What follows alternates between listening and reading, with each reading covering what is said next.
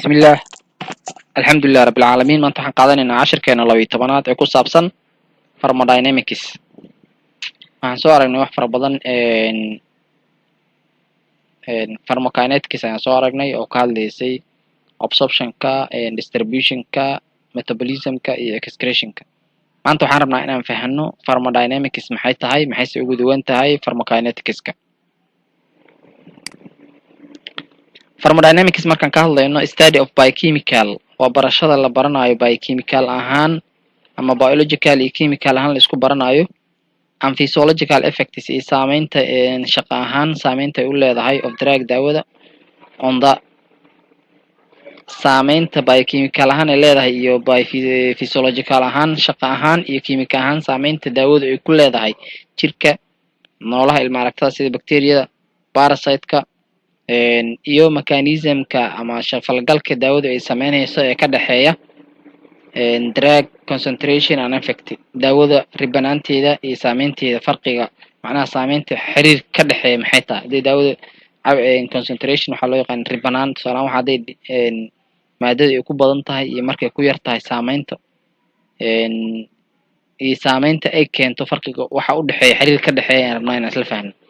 marka pharmacokineticska waxay tahay waa barashada la baranayo biochemical ahaan daawada iyo physiological ahaan daawada ee saameynta ay ugu leedahay jirka microorganismka oo ah noolaha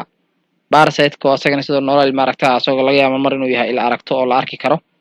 iyo mechanism of drugs iyo falgalka daawada ay sameyso ama shaqada daawada ay qabato and relationship iyo xiriir ka dhaxeeya relationship between concentration and effect iyo xiriirka u dhaxeeya daawada ribanaanteeda iyo saameynteeda tusaale ahaan waa arki doonaa marka waxaa lagu yiri body microorganisms parasite within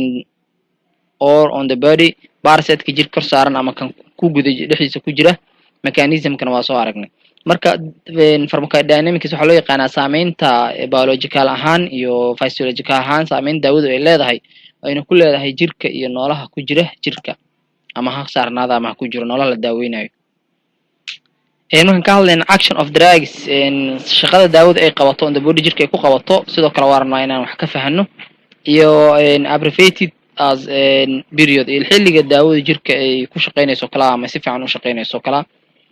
effect on the body daawada saameynta jirka ay ku leedahay ayadana waa muhiim inaan isla fahanno when drug acts on the body markii daawada jirka ay la falgasho ilasha ku jirto ama ay gasho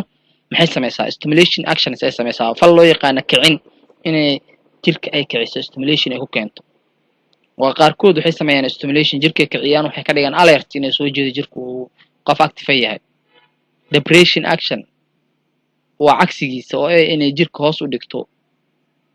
blocking action hanaan waxay keentaa loo yaqaan blocking and inhibition la yiraahdo oo inay wax xirto tusaale xanuun ku hayay xanuunkaas inay joojiso oo meelihii loo gudbinayo xanuunka dhan laga joojiyo exchange action hanaan loo yaqaan exchange action oo biochemical ahaan waxyaalo chemicals la isku bedelo ka bacdina meeshaas ay ka timaado dhexdhexaadin oo la dhexdhexaadiyo haday acidity oo kala tahay ama waxyaalahaas tusaale u soo qaadano direct beneficial chemical reaction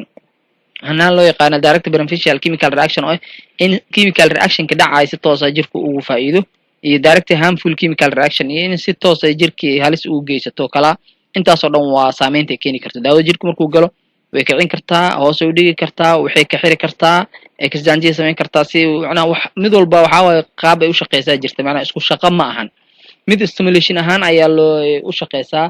midna waxay u shaqeysaa depression ahaan inay sameyso jirka hoos u dhigto waxyaalo kacsanaa midna waxay u shaqeysaa inay xirto waxyaalo la soo deynayo hormoone midna waxay u shaqeysaa inay waxyaalo balance gareyso exchange u sameyso ama isku bedesho ama inta ka wareejiso in meel kale ay geyso waxyaalahaas oo dhan ay keeni kartaa markan ka hadlan desired effective waxyaalaha saameynta loo baahan yahay ee daawada loo qaato waxaa ka mid ah cellular membrane disruption inay sameyso inay macnaha disruption ku sameyso cellular membrane xuubkii ama cellular membrane-ka cellka ku dhex jiray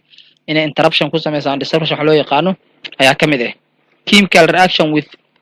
downstream effects inay chemicalskii qulqulka dhiigga ay gaarsiiso iyadana ka mid tahay waxyaalaha loo baahan yahay interaction with enzyme proteins inay la falgasho enzymyada proteinada ku jira ayadana waa muhiim interaction with structural proteins sidoo kale proteinka iyo qaabka u sameeysan waxa soo dhan la falgashay keeni kartaa interaction with carrier proteins nooc loo yaqaan protein carriers ka oo inay la falgasho waa muhiim interaction with ion canals sidoo kale ion canalska oo sodiumka potassiumka isku bedelayo kala waxyaalahaas inay falgal la samayso inta way imaan kartaa ligand binding to receptors sidoo kale waxay ka qayb qaadan kartaa daawadu ama desired effect loo baahan waxaa kamid ah inay ligand binding receptorska inay ka qayb qaadato receptorka inay ku dhagto ligandka inuu ku dhago ama waxyaalihii signalska ahaa ee fariinta sidii substansiga ahaa inay receptor ku dhagaan ayadana waa muhiim undesirable effects ayaa jira saameyn aan loo baahnayn maxaa kamid ah increase permeability of cell mutation inay badiso awoodda uu cell mutation ku dhaco cellka isbedel uu cell mutation waxaa loo yaqaanaa cell exchange inuu dhaco cellki inuu macnaha xilliga cellka uu badanayo kala inuu sameeyo mutation wax ka qaldamaan oo wax qaldan keeno taasna waxay tahay waxyaalaha kamid ah waxaana ka dhalan kara carcinogenic activity oo ah inuu cancer iyo waxyaalahaas oo kale ay ka dhashaan interaction sidoo kale ayaa ka dhalan kara oo ah addictive inuu noqdo qofka daawo uu la qabsado kala multiple activity ayaa ka dhalan kara oo shaqooyin masaa'id ah oo loo dirsan inuu qabto or metabolic ama metabolic ahaan ama inuu jirka u saameyso